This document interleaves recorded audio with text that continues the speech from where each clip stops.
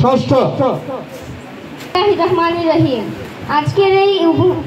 আজকের এই জলবায়ু পরিবর্তন ও সচেতনতা শীর্ষক বক্তৃতায় উপস্থিত আছেন সম্মানিত প্রধান শিক্ষক, শ্রদ্ধেয় শিক্ষকবৃন্দ ও আমার প্রাণপ্রিয় ছাত্রছাত্রী ভাই ও বোনেরা, আসসালামু আলাইকুম। আজকের এই উপস্থিত বক্তৃতায় গ্লটের মাধ্যমে আমার ভাগ্যে নির্ধারিত হয়েছে জলবায়ু পরিবর্তনে বৃক্ষের অবদান। সম্মানিত সুধী, আজ আমি আপনাদের সামনে একটি অত্যন্ত গুরুত্বপূর্ণ ও সময়োপযোগী বিষয়ে বক্তব্য রাখতে এসেছি, যার শিরোনাম জলবায়ু পরিবর্তনের বৃক্ষের অবদান। সম্মানিত বিচারক মণ্ডলী, আমরা সবাই জানি বর্তমানে পৃথিবীর একটি সবচেয়ে বেশি ও আলোচিত ও উদ্বেগজনক বিষয়গুলোর একটি হলো জলবায়ু পরিবর্তন। দিন দিন পৃথিবীর তাপমাত্রা বাড়ছে, বরফ গলছে, বন্যা, খরা ও জ্বরের প্রকোপ বাড়ছে, যা মূলত আমাদের পরিবেশের ভারসাম্যকে চরমভাবে নষ্ট করছে। এই ভয়ঙ্কর পরিস্থিতির বিরুদ্ধে লড়াই করার একটি প্রাকৃতিক শক্তিশালী অস্ত্র আছে, সেটি হলো বৃক্ষ। প্রিয় শ্রোতাবৃন্দ, বৃক্ষ শুধু অক্সিজেন দেয় না, তারা আমাদের প্রকৃতির পরম বন্ধু।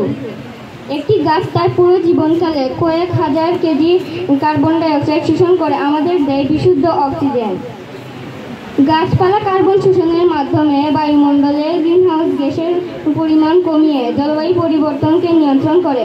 এছাড়া গাছপালা বৃষ্টির পরিমাণ নিয়ন্ত্রণে রাখে, ভূমিক্ষয় রোধ করে ও জলবায়ু পরিবর্তনকে ঠেকায়, তাপমাত্রা নিয়ন্ত্রণে রাখে।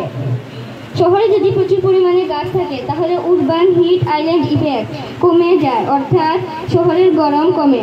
ঘূর্ণিঝড় ও অন্যান্য শক্তিশালী দুর্যোগে গাছ বাধা হয়ে দাঁড়ায়, রক্ষা করে জনপদ। বন্ধুরা, আমরা প্রত্যেকটি মানুষ যদি বছরে অন্তত একটি করে গাছ লাগাই তাহলে কোটি কোটি গাছ এই পৃথিবীকে বাঁচানোর কাজ করবে। স্কুল, কলেজ, বিশ্ববিদ্যালয়, রাস্তার ধারে যথাসম্ভব গাছ লাগাবো এবং তাদের সুষ্ঠু পরিচর্যা করব। পরিশেষে বলতে চাই যে আমরা জলবায়ু পরিবর্তনের প্রভাব ঠেকাতে পারবো না যদি আমরা এখনই সচেতন না হই। গাছ আমাদের ঢাল, গাছ আমাদের অস্ত্র, আমাদের ঢাল। আসুন সবাই বৃক্ষরোপণে অংশ নেই এবং জলবায়ু পরিবর্তনকে ঠেকাই, পরিবেশ রক্ষা করি এবং ভবিষ্যৎ প্রজন্মের জন্য একটি নতুন ও